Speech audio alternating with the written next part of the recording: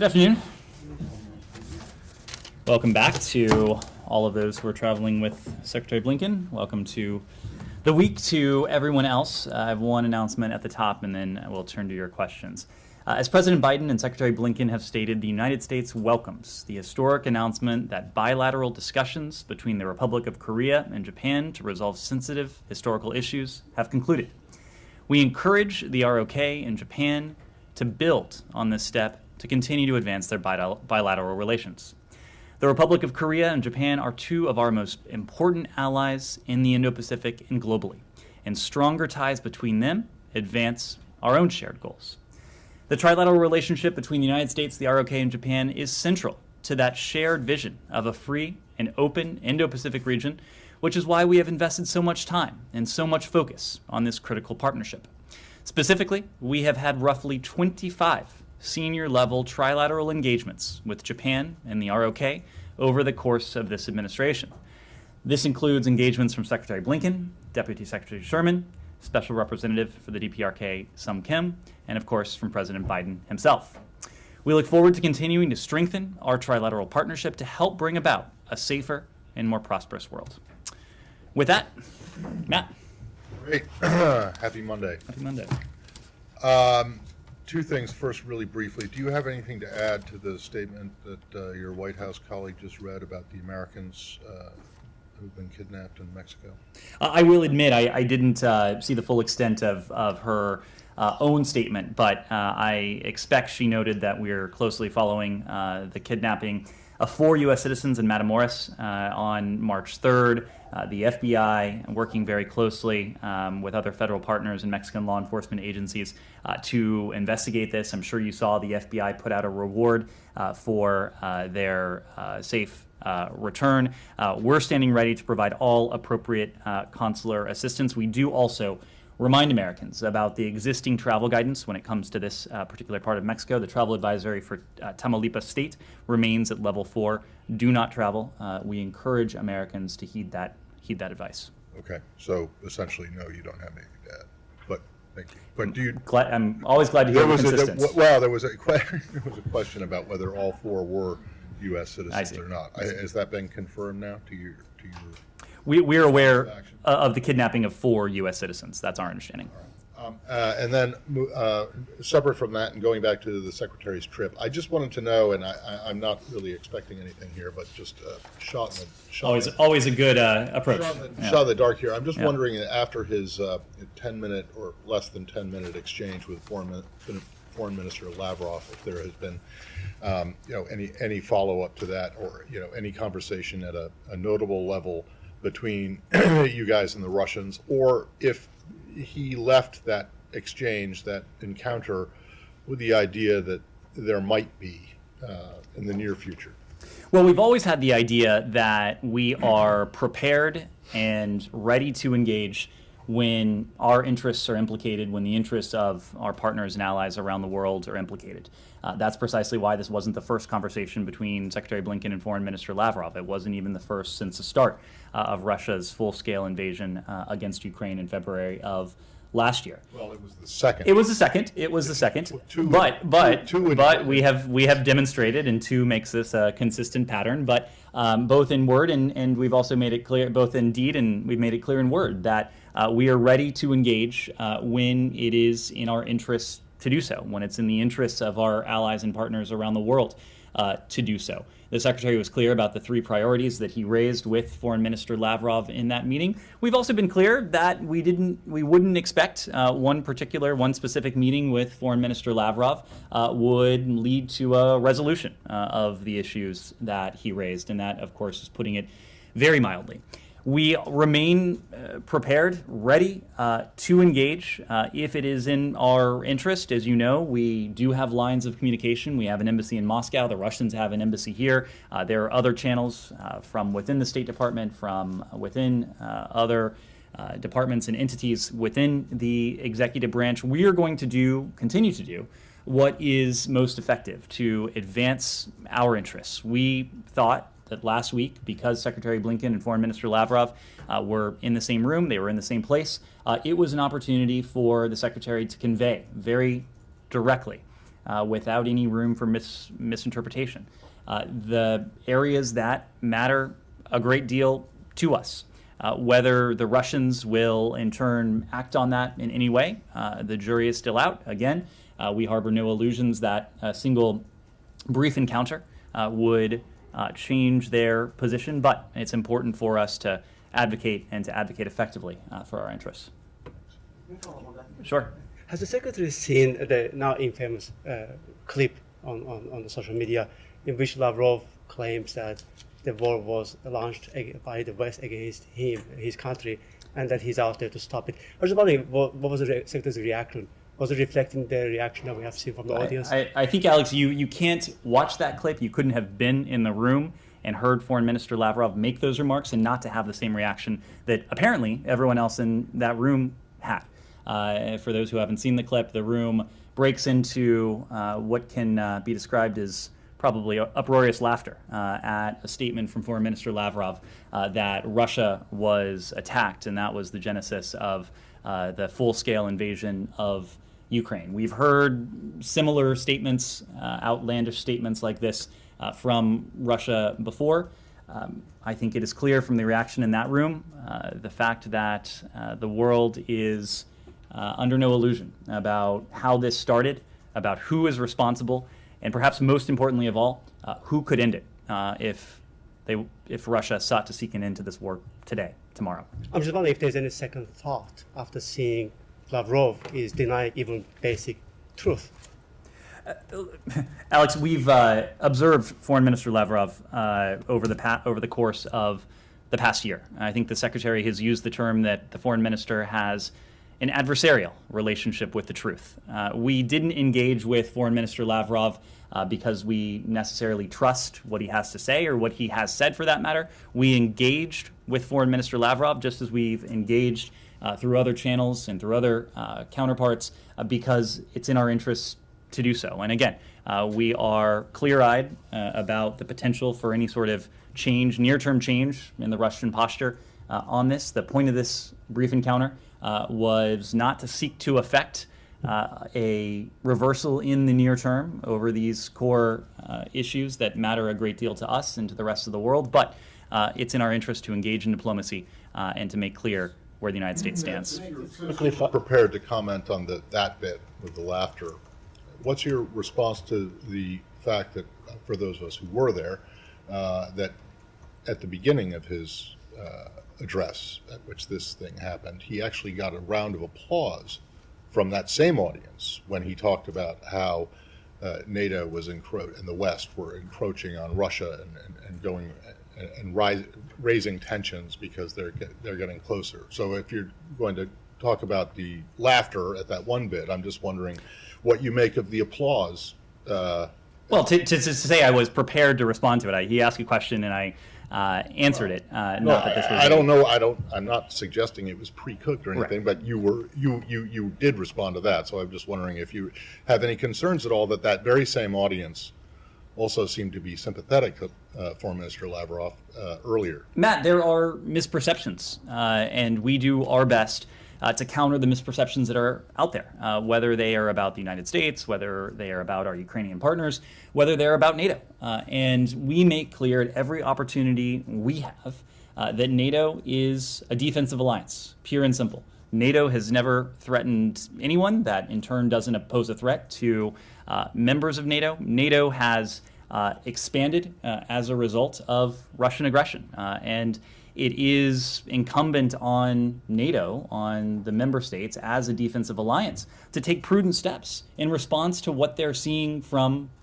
Russia's very own actions. The Secretary, almost every opportunity he gets, makes the point that President Putin, who I think has done a great deal to not only unite NATO, NATO is now stronger, it is more purposeful, it is more determined, but more broadly than that, President Putin has precipitated just about everything he has sought to prevent, and this goes back to 2014. Whether you look at popular opinion of NATO in a place like Ukraine, whether you look at the Wales commitments that resulted from President Putin's aggressive action in eastern Ukraine, his attempts to seize Crimea in 2014, the increase in defense spending that we've seen in the aftermath of Wales, and now in the aspirations of 2 additional European countries to join the world's strongest defensive alliance. Okay, fair enough. But you seem to be pleased by the fact that people laughed at him when he made this statement about. Matt, I was simply responding to a question. I know, but I get that. So I'm asking you another question. I mean, does it not cause you any concern that the same audience was receptive to his argument that you reject, obviously? But I mean, we're talking about an audience of highly educated people in India, non-aligned country with which you are working to increase opposition to the Russian action, or the Russian war in Ukraine, and yet they seemed sympathetic not to the idea that Russia was attacked, but that somehow Russia was provoked or is threatened. Matt, not a cause for concern? I think I told you at the outset that we have our work cut out for us. It is a task that we have, that NATO has, and that our allies and partners more broadly have, to combat misinformation, to combat disinformation. We know that Russia is sowing disinformation, is sowing lies about the strategic intent of NATO. We believe the best antidote to disinformation and misinformation is information. It's why we get up here and brief every day. It's why the Secretary brings reporters with him everywhere he travels. It's why we do press avails when he's traveling, especially within our emerging partners. All of that is part and parcel of it. Would you say the same about China? Would I say what about China? About promoting disinformation, trying to. I would. And just you would. That's it. Of course, we have seen Russia and the PRC peddle misinformation and disinformation. Yes, Said.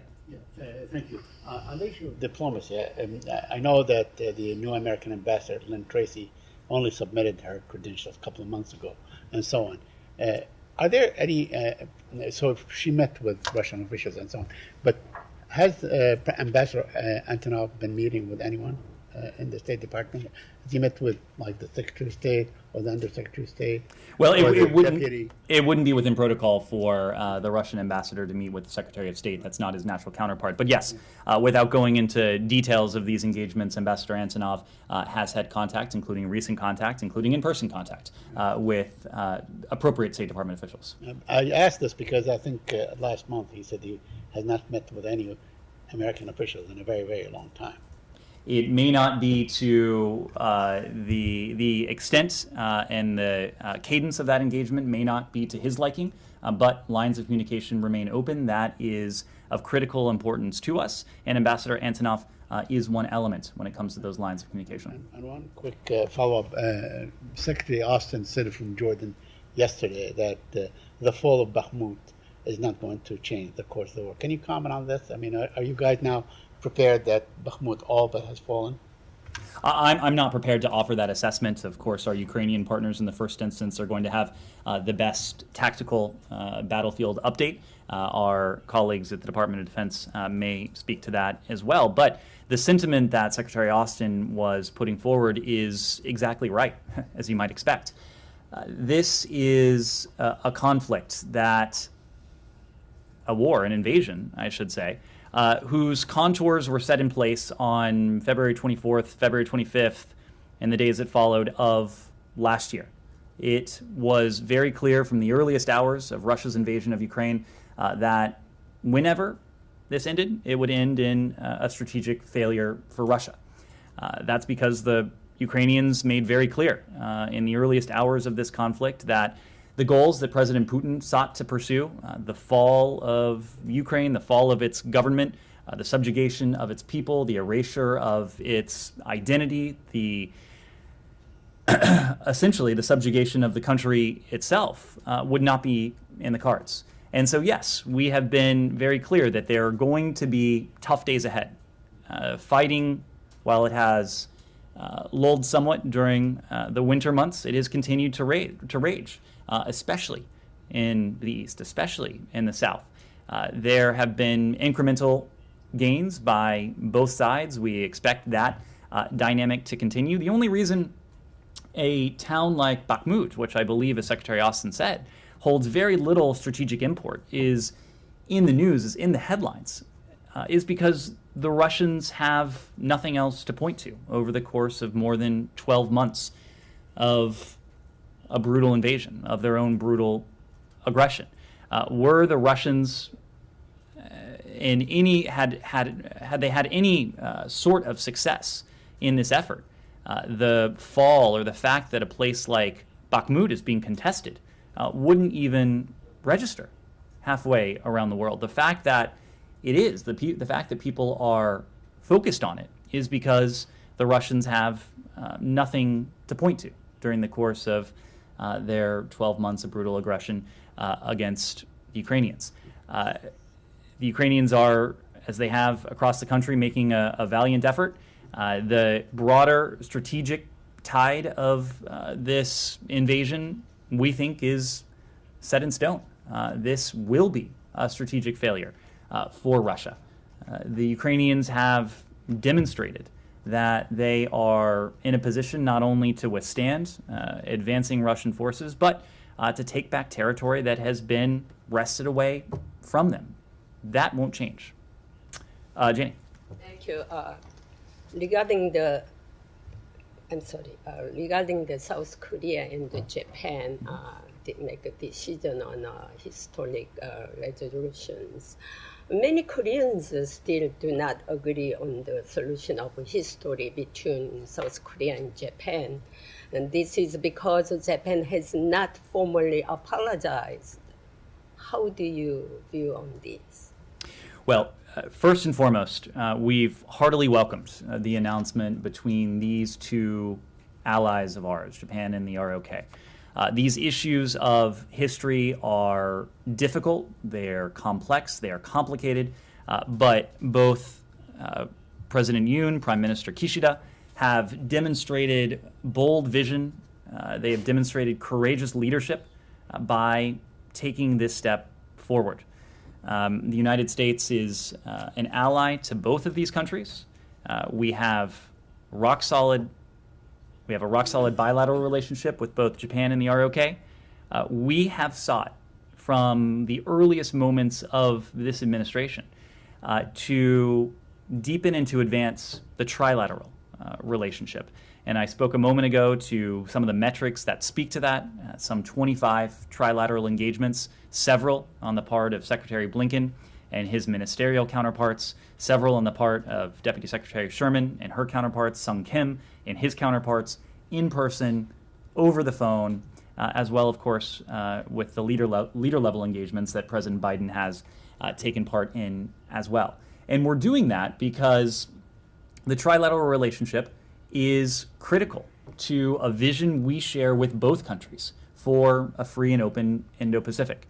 You can talk about it in terms of specific issues, in terms of the importance of trilateral cooperation on the challenges that are posed by the DPRK, but it's also in some ways broader than that. And these are countries with whom we share interests, we share values, and at the crux of both those interests and those values is that very same vision for a free and open Indo-Pacific. So we very much welcome the step forward that Japan and the ROK announced today, and the United States is going to continue to be a partner to do what we can to help these countries as they continue to take additional steps. Do you think Japanese should be apologize to victims, not a government? These are not questions for the United States to answer. These are discussions that Japan and the ROK, our dear allies, are having between themselves. That is the appropriate forum for these questions. One more, South Korean National Security Advisor Kim Sung-han and Secretary Blinken are meeting today.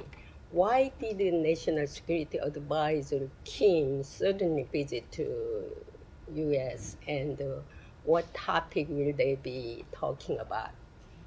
I don't know that it was a sudden visit. I think this visit has been on the books for some time. Of course, it does come on a historic day in the context of our relationship with the ROK and with Japan as well. They'll discuss a number of issues. They're going to discuss how our two countries can continue to work together collaboratively to support our partners in Ukraine, to ensure our country's economic security and economic prosperity.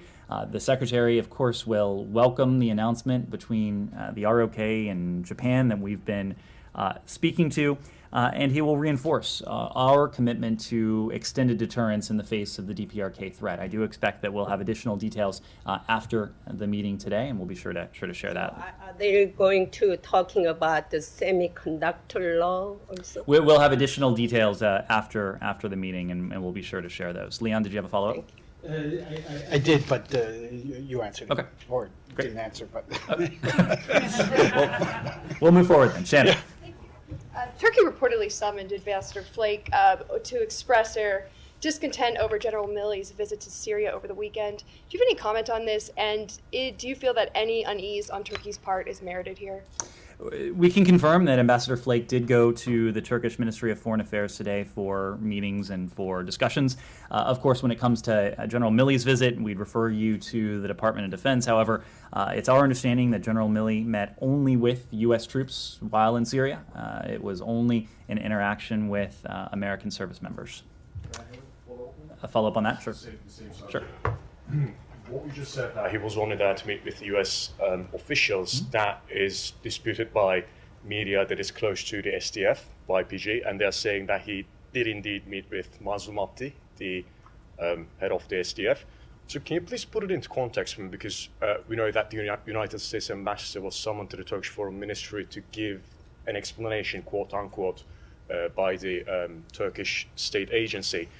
So the U.S. Army chief travels to an area controlled by the YPG PKK, and the SDF is headed by someone who we all know comes from PKK ranks, and he ordered the killings of Turkish and Kurdish civilians as well as NATO soldiers. So just the optics of it, the US Army chief that just doesn't pop up anywhere around the world. So what is really the explanation for the visit? The U.S. Army chief, and again, I'm not the Pentagon spokesperson, so I'm not going to wade too far into this, but the U.S. Army chief does pop up around the world to visit with U.S. service members. That's what he did in this context. Our service members are deployed in Syria in service of a goal that we share with Turkey, as well as with our other allies, as well as with all members of the global coalition to defeat ISIS. Our service members in Syria serve one function and only one function. That is to see to it that the enduring defeat of ISIS is cemented and that ISIS is enabled to regain a pivotal foothold that they once had in places like Syria, in places like Iraq. This is a goal that serves our interests, it serves Turkey's interests, it serves the interests of every single member of the global coalition to defeat ISIS. There are now dozens of countries around the world that are part of this mission. So no, it is not unusual for the chairman of the Joint Chiefs to visit with U.S. service members who are deployed, in many cases deployed in harm's way, potentially, and making sacrifices on behalf of their fellow Americans, but also on behalf of people around the world. If he's made the travel all the way there, and you made it really clear that he only met with U.S. officials, so if there's no problem with the fact that he can be seen in the same photograph with SDF officials, why didn't that happen? So he wasn't welcomed by the SDF there, in that area that is controlled by the YPG SDF. These are questions for the Department of Defense. It's our understanding that he met only with U.S. troops while in Syria. So, just to follow up on this, Kobani and that area where he visited, the area under the control of the Democratic Kurdish forces and so on. You still consider that to be part of Syria, correct? Part of Syria that you recognize. Correct. Did the head of the chairman get a visa to go there from Syria? It's an honest question. I mean, Said, if that's a serious question, I would encourage you it is a serious question. to talk to the Department of Defense. If that area, if you still recognize that area as being part of Syria, the top military leader in the United States of America, he goes there in and out without consulting with that government, without doing anything, correct? Said, I would refer you to the Department of Defense if that is in fact a serious question. Yes. Thanks so much. Secretary Blinken is meeting Lithuanian foreign minister today. What would you say, at least in principle, what are the most important points of this meeting? So we will have a fairly robust readout coming out of this meeting with our Lithuanian counterparts. But Lithuania is a critical ally of the United States. We share goals, of course, and interests as members of NATO. We share a number of economic interests. Lithuania, for its part, has demonstrated tremendous leadership and, beyond that, resilience in the face of the campaign of coercion that Lithuania has endured and, of course, withstood from the PRC over the course of the past year. So we'll have a pretty robust readout to offer in the aftermath of this meeting, but it's important for Secretary Blinken to sit down with his Lithuanian counterpart to discuss these shared interests, to discuss the values that unite our two countries, and really to commend Lithuania for the leadership and resilience that it has demonstrated across the board. Leon, go ahead. Yeah, no, I was wondering, the Secretary is also meeting a senior Israeli official today, and this comes after the trip of the head of the IAEA in Tehran. It came back and said there was progress in the negotiations of cameras and so forth. So what is the U.S.'s assessment of Grossi's trip to Iran, and where do you stand on potentially introducing a resolution or not during this Council of meetings in Vienna? Sure. So first, on the visit of the Director General to Tehran over the weekend, we welcome and appreciate the efforts of the IAEA Director General Grossi to engage on the importance of resolving longstanding questions related to Iran's safeguards, obligations, and on other matters related to its nuclear program. In the joint statement that was announced on March 4th between Iran and the IAEA, Iran committed to take important steps and expressed a readiness to provide long overdue cooperation with the agency on the outstanding safeguards issues. We expect, most importantly, Iran to take prompt and concrete action in line with the joint statement. Too many times in the past, we've seen Iran issue vague promises only never to follow through. We in the IAEA Board of Governors have been clear that Iran must cooperate with the IAEA fully and without delay, and we look forward to additional reporting from the IAEA in the coming weeks on the steps taken by Iran. When it comes to the meeting of the Board of Governors, of course, Iran will be a topic at the Board of Governors. We're engaged with our European allies. We're also engaged with the IAEA itself on the most effective means by which to see to it that Iran is held to the commitments that it has made. Yes, go ahead. I have a question on the Americans kidnapped in Mexico. The Mexican president said that they have information that the Americans crossed the border to buy medicines in Mexico, and then they were detained after a confrontation between groups. I've seen other reporting that said a U.S. official said that they had traveled to the border city for medical procedures, citing receipts found. Can you just clarify confirming either the Mexican president's comments or what can you tell us of what's been circulating? I've seen these same reports. Unfortunately, I'm not in a position to confirm any of them, in part because this is an active investigation. The FBI is working very closely with Mexican counterparts in an effort to safely recover these Americans. So we wouldn't want to get ahead of that investigation to the extent we do know details, but details are also quite scant at this time. But you wouldn't refute what the Mexican president... I'm just not going to weigh in. I've seen those same reports. And then one quick follow-up. I know you said you don't want to say too much, but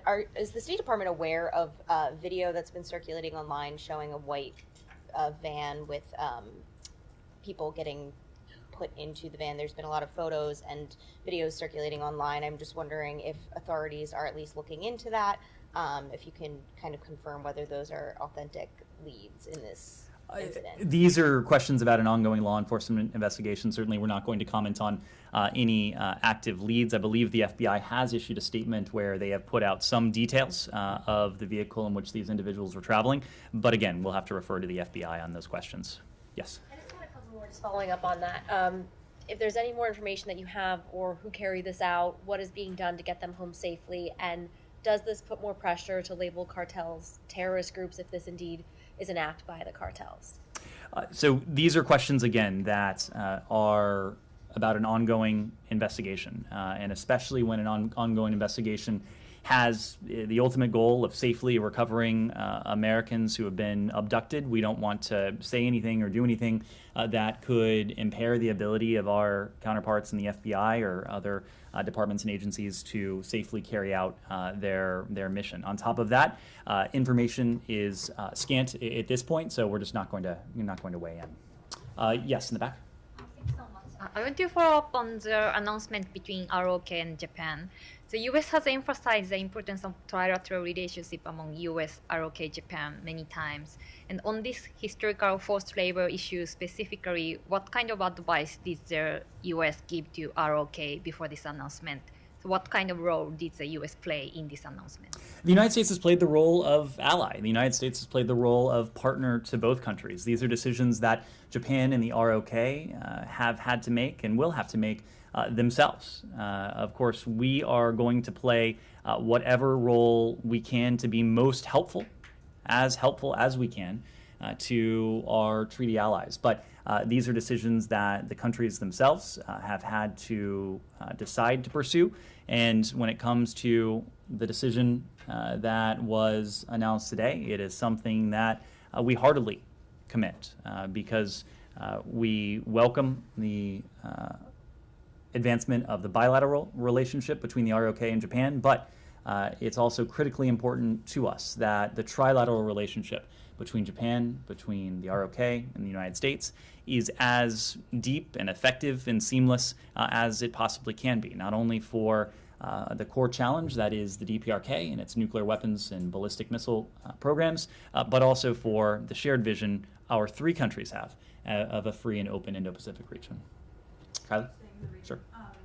There's a Financial Times report that Speaker McCarthy has been convinced by the Taiwan government to actually meet with their president in California instead of Taiwan due to concerns about a Chinese aggressive response to that visit. Has the State Department been involved in discussions about planning of that meeting between the two? So first, I'm not aware of any confirmed travel on the part of President Tsai to the United States. I'm specifically not aware that our Taiwanese partners have announced any travel. So I would need to refer you to President Tsai's office, to Speaker McCarthy's office for any additional details beyond that. But just from a policy and planning perspective, would this department be involved in those conversations? Congress is an independent, co-equal branch of government. Members of Congress, the Speaker of the House in a case like this, is going to decide for himself or herself the meeting, the nature of the meetings that he or she wishes to make. Now, of course, in the conduct of and the actual travel of a foreign dignitary to the United States, there would be a role to play for the Department of State. But of course, I'm not aware of any confirmed travel, nor am I aware that our Taiwanese partners have announced any intention to travel. And just while we're on the subject of travel and China, after the canceled visit to Beijing last month for the Secretary of State, you guys said that you would look to planning another visit when the conditions were conducive to that visit, I believe. Are we any closer to getting that on the calendar? What we said in the aftermath of that postponement, we pointed to the meeting between President Biden and President Xi, the meeting they had in Bali in November of last year, where there was an expansive agenda on the table. It was an agenda that had different elements, but the crux of that agenda was the priority we place, both of our countries place, in seeking to see to it that competition doesn't veer into conflict, in our shared efforts to build a floor on the relationship and ultimately to establish guardrails, to see to it that areas that are potentially conflictual don't actually verge into the realm of conflict.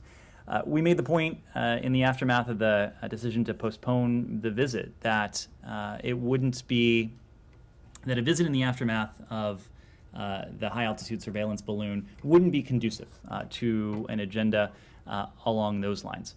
We still have lines of communication with our POC counterparts. We wish we had more and in some ways deeper lines of communication with our PRC counterparts, but the Secretary, when the time is right, when the conditions are, in fact, conducive to a meeting with his counterparts in the PRC, is prepared to travel.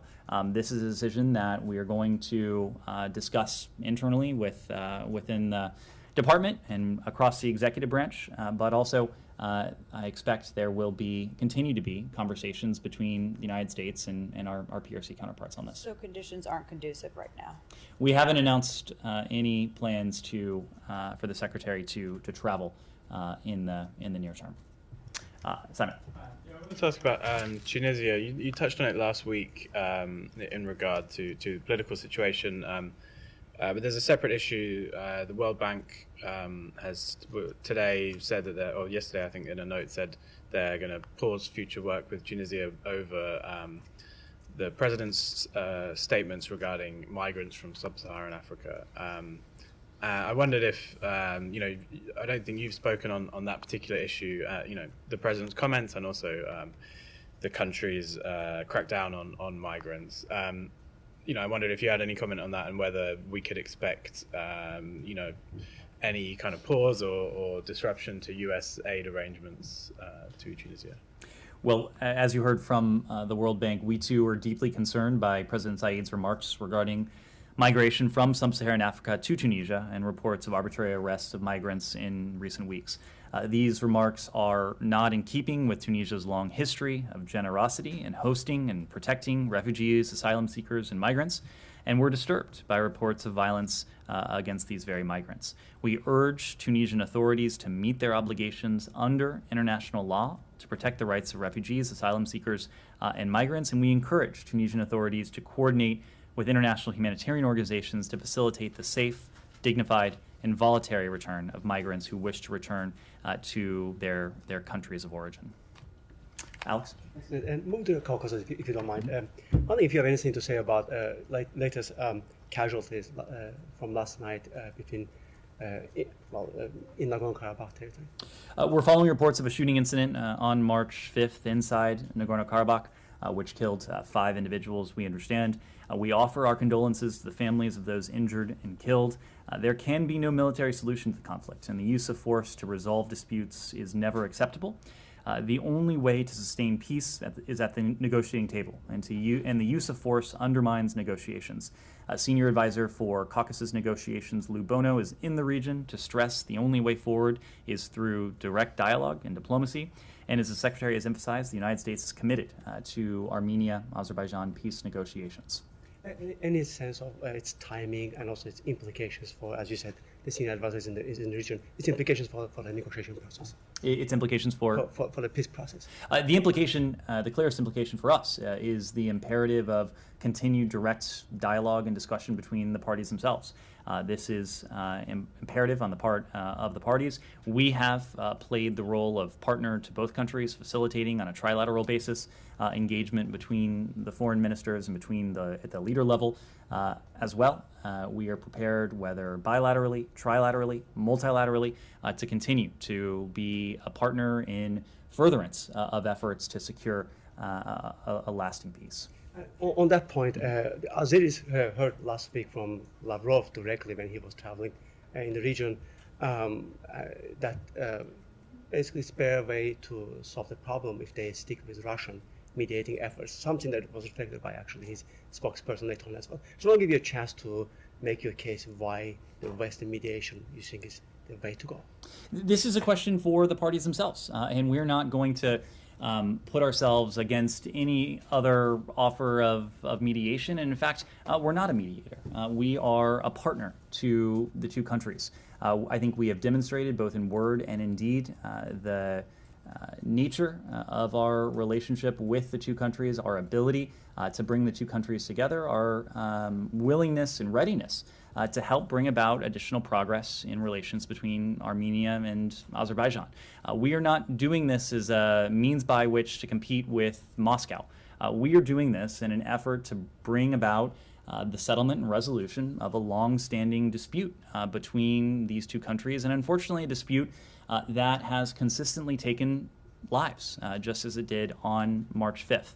Our interest here is in peace and security. It's in the interests of the people of Armenia and Azerbaijan as well. Saeed. Thank you.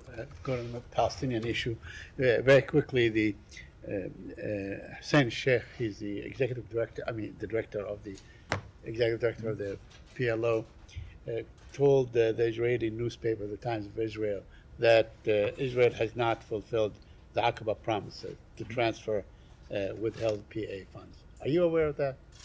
Are you aware of this report, and do you have any comment? Saeed, I've seen that report. We'd have to refer you to the parties themselves. Generally, our point has always been that we and our regional partners will continue to work with the parties to advance the commitments made in Aqaba. Resulting from Aqaba was a public statement that spelled out commitments on the part of the parties. I'm not aware that the commitment that you referenced was actually in the communique from Aqaba. Okay. Are you satisfied with Israel's fulfillment of all the elements that came in the communique? What's most important to us, Saeed, is that the parties fulfill the commitments they've made. I don't think we're ever going to be able to render a verdict on whether the work is complete. This is an incomplete project because tensions do remain high. The situation on the ground remains tenuous. And so especially as that's the case, it's imperative that the parties adhere to the commitments that they made to one another, the commitments that they made to the United States, to Jordan, to Egypt as well.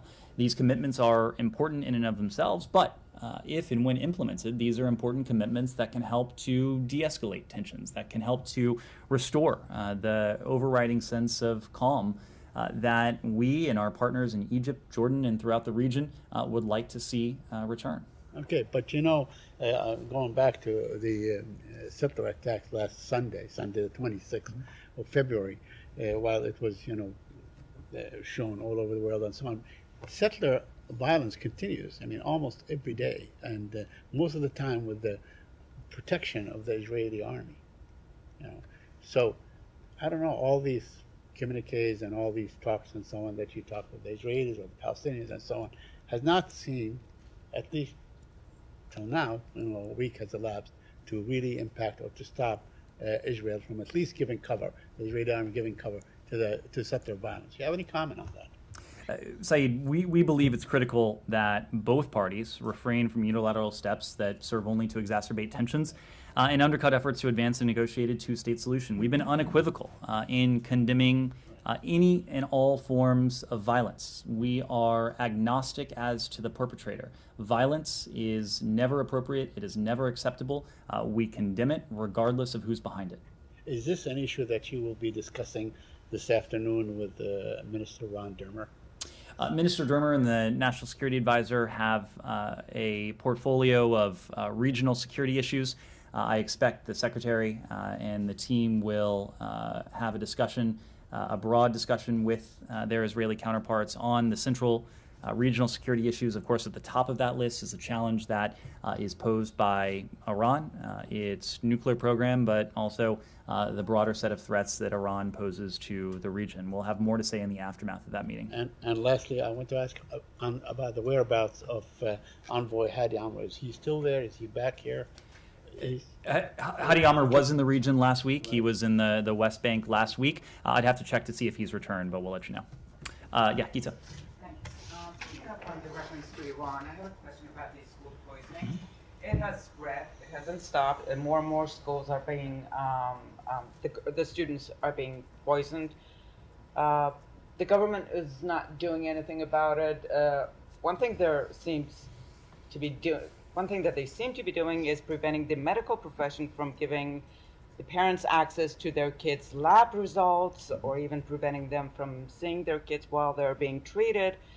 Some officials say this is just stress related, and some others are saying that the girls are doing this themselves. They are doing what everybody's calling chemical attack. Would you support or even initiate a call for international investigation? So, Gita, first, these reports of continued poisoning of schoolgirls across Iran, they are unconscionable. These poisonings need to be stopped immediately. Women and girls in Iran, and women and girls everywhere for that matter, have a universal human right. It is the universal right to education. It's essential to advancing economic security, prosperity, realizing their potential, whether that's in Iran or anywhere else. There must be accountability for those responsible for what is happening. To your question, if these poisonings were found to be related to women and girls' participation in protests, then it would be within the mandate of the UN's independent international fact-finding mission on the Islamic Republic of Iran to investigate. Our thoughts do remain with all of those who are suffering from this. And to the other element of your question, we are alarmed by what we've seen on the part of Iranian authorities. The reported arrests of a prominent journalist, Ali Portabatai, for investigating the poisonings. We're also alarmed by reports that Iranian authorities have intimidated parents, that they have intimidated medical professionals into silence.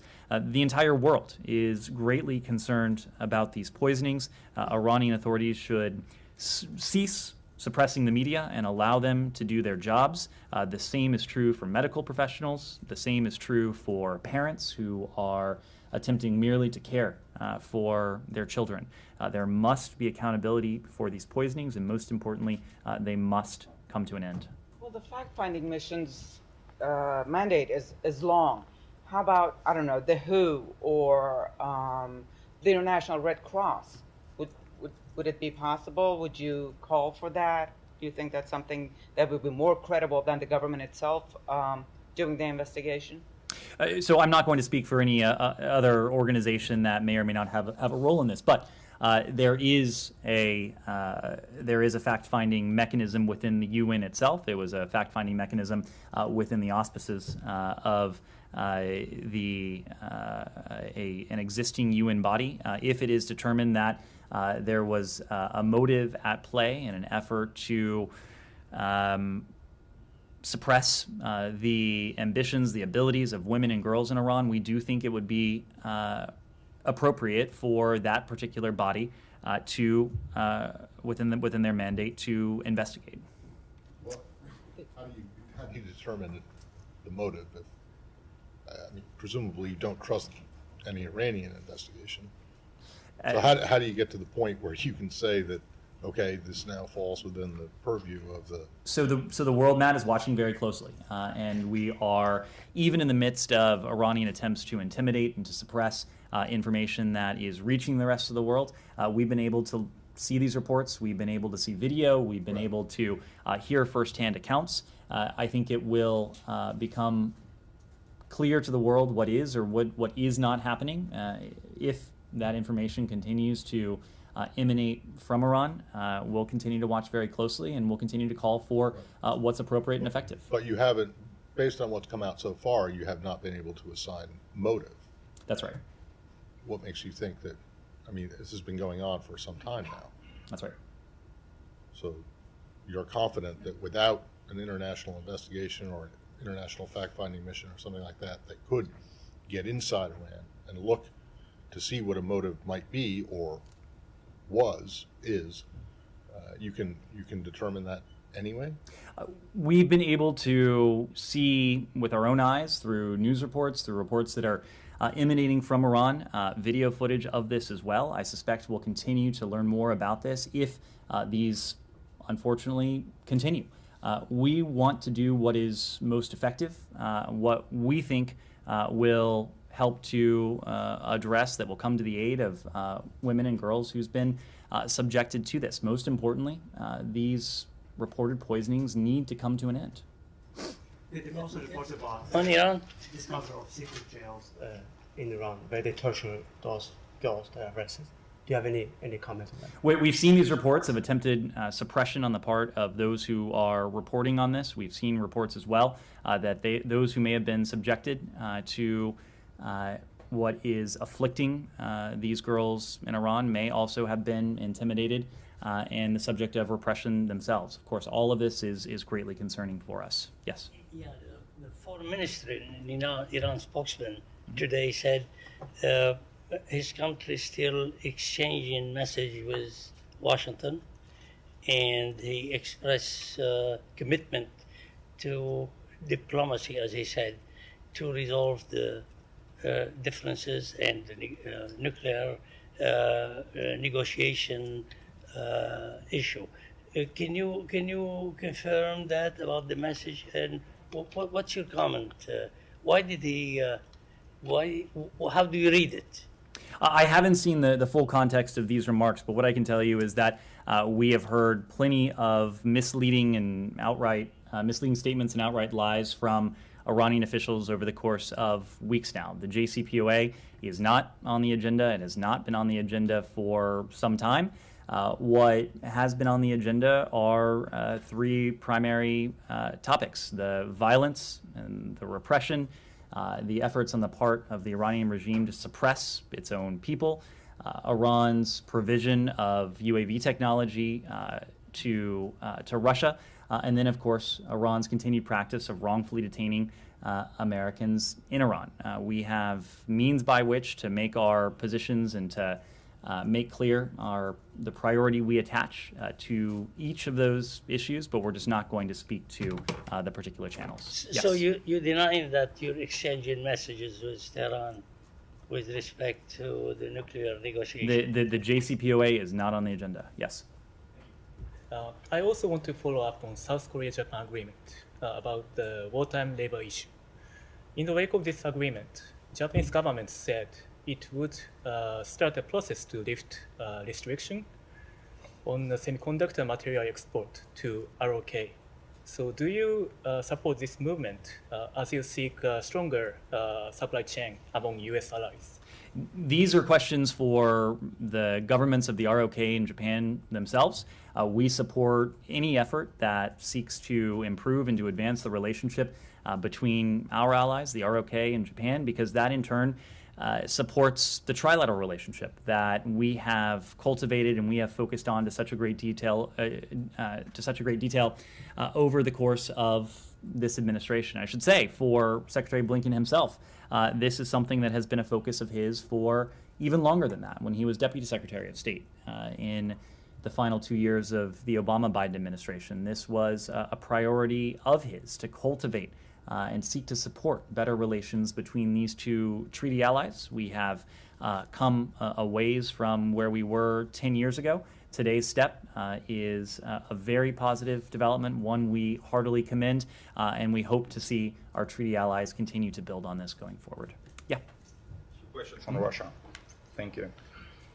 The United States refused to issue visas to Russian diplomats who were heading to New York this week for an event at the United Nations. Do you have any comment here? I don't. If we have anything to offer on that, we will. Okay, and one more question. The New START treaty, as you know, expires in less than 3 years. Should Washington and Moscow fail to agree on extension in February 2026, are there any contingency planning you're doing now for this scenario, or are you planning anything for this case? I think your question gets far ahead of where we are, and I say that because Moscow has announced its purported suspension of implementation of the New START agreement. Even before that happened, we found that Moscow was in technical non-compliance with the New START treaty. So before we start talking about what happens in 2026 and a potential renewal of the New START treaty, we want to focus on bringing Moscow back into compliance with the treaty. It is in the interests of the American people. It is in the interests of the people of Russia. It's in the interests of people around the world to see to it that the two countries that possess the largest number of nuclear weapons engage in responsible behavior. And part of being a responsible nuclear power is engaging in arms control. It's engaging in talks about strategic stability, just as the United States and the Soviet Union did over the course of the Cold War.